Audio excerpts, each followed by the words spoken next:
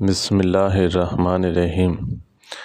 سیدنا ام سلمہ سے مروی ہے، وہ فرماتی ہیں نبی کریم صلی اللہ علیہ وسلم کی آخری وصیت کے یہ الفاظ تھے: نماز کو لازم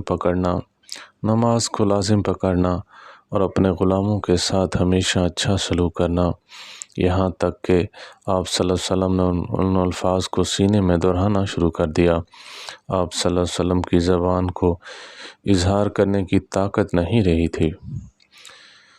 سیدنا ابو ہریرہ سے یہ روایت ہے کہ نبی کریم صلی اللہ علیہ وسلم نے ایک آدمی نبی کریم صلی اللہ علیہ وسلم کے پاس آیا اور اس نے کہا، فلاں آدمی رات کو نماز پڑھتا ہے لیکن جب صبح ہوتی ہے تو چوری کرنا شروع کر دیتا ہے۔ آپ صلی اللہ علیہ وسلم نے فرمایا، ان قریب یہ نماز والا عمل اس کو ایسا کرنے سے روک دے گا۔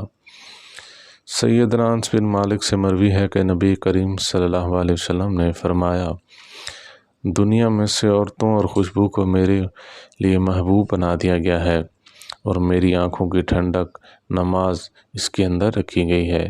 اللہ تعالی ہم سب کو 5 وقت کی نماز باجماعت ادا کرنے کی توفیق عطا فرمائے۔ وآخر دعوانا ان الحمد للہ رب العالمین۔